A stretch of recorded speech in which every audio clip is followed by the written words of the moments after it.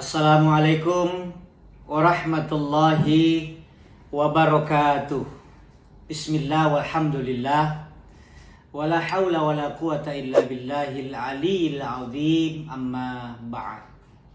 Pemirsa, sahabat-sahabatku di mana saja berada, shaimin, shaimat. Alhamdulillah, hari ini kita sudah memasuki hari ke-22 bulan suci Ramadan. Sudah hampir kita akan berpisah dengan Ramadan. Mudah-mudahan Ramadan sebagai pesantren, sebagai sekolah telah memberikan banyak ilmu kepada kita, sehingga akhlak kita, pribadi kita, perilaku kita semakin berubah dari yang negatif ke positif, jadi yang kurang bagus menjadi jauh lebih baik. Izinkan saya dalam kultum seri hari ini. Kultum itu kepanjangannya kuliah terserah antum. Karena kalau dibilang 7 menit kadang-kadang lebih. Ada juga yang kurang, berarti dia cermin, ceramah 15 menit. Bahkan ada yang kulibas, kuliah 15 menit. Ini kultum, kuliah terserah antum. Ada seorang suami, dia pergi ke apotik minta obat untuk mengobati gangguan pendengaran. Dia bilang sama apotekernya, "Dek, ada ndak obat yang memperbaiki pendengaran?" Ya, bahasa kasarnya obat tuli, ya, padahal sebenarnya obat anti tuli. Kata apoteker, obat anti tuli ada, Pak, tapi tidak bisa langsung dikasih, harus resep dokter. Dan untuk dikasih resep harus diperiksa dulu supaya dosisnya cocok. Siapa yang terganggu pendengarannya, Pak? Kata bapak itu, istri saya. Beberapa bulan terakhir ini susah sekali diajak komunikasi karena gangguan pendengaran. Kalau begitu, bawa istrinya ke sini, Pak. Nanti diperiksa dulu di lab sampai mana tingkat parahnya. Kata suaminya, "Oh, maaf, tidak mungkin saya bawa." Kenapa? Dikasih tahu saja bilang pergi berobat, dia ngamuk. Apalagi kalau dibawa. Jadi tidak bisa. Ini pun kalau saya dikasih obat, saya tidak kasih tahu istri saya bilang obat tuli. Saya hanya bilang ini vitamin untuk penambah daya tahan tubuh. Bagaimana kira-kira solusinya? Apoteker ini masuk konsul sama dokter. Dokter keluar, "Begini, Pak, kalau memang tidak bisa dibawa, Bapak kita kerjasama. Bapak pulang, lihat kalau istrinya membelakang. Coba panggil istrinya dengan suara normal. Jangan berteriak, tapi jangan terlalu kecil. Normal saja.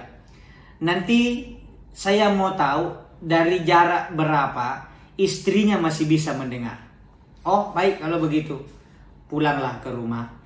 Dan begitu sampai di rumah, pas dia dapat istrinya lagi memasak di dapur.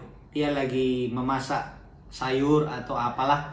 Dari arah belakang, wah, ini momen tepat untuk menguji jarak berapa meter istri saya masih bisa mendengar. Dari jarak 5 meter dia berkata, "Mak, lagi masak apa?" Rupanya tidak ada respon.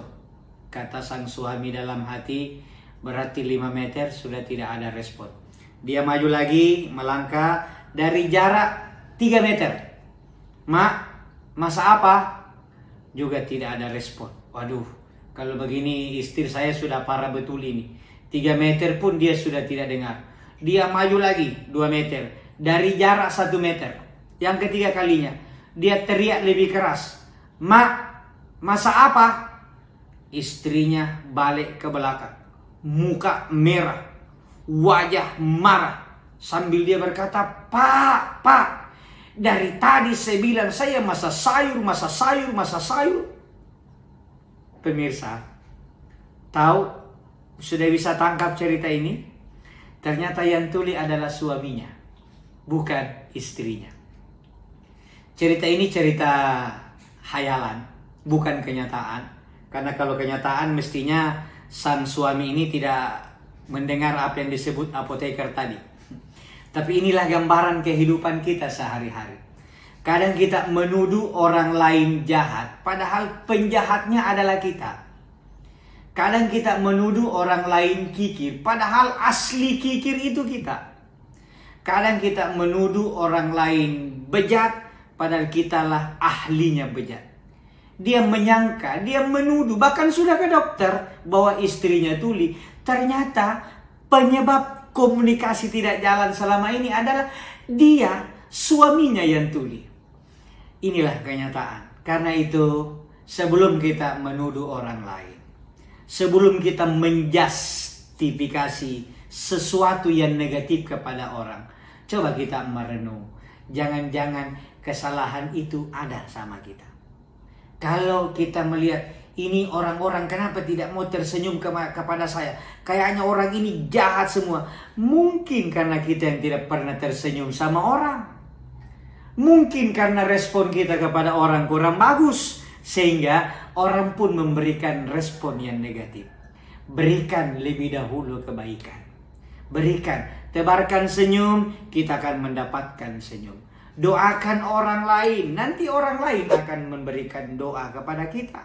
Jadi hindarilah prasangka, hindarilah buruk sangka, karena sesungguhnya buruk sangka itu adalah dosa.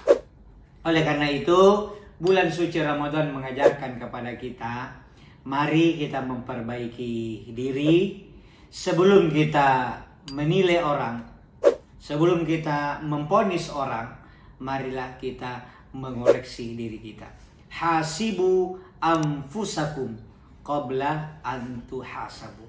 Koreksilah dirimu, nilailah dirimu sebelum kita dinilai, dikoreksi oleh orang lain, apalagi sebelum kita dikoreksi oleh Allah Subhanahu wa ta'ala. Semoga cerita singkat ini ada manfaatnya, menginspirasi kita untuk menjadi manusia yang lebih baik. Ashar Tamanggong, manusia biasa, mohon maaf atas segala kekurangan. Wallahul muwaffiq ila aqwamit thoriq. Wassalamualaikum warahmatullahi wabarakatuh.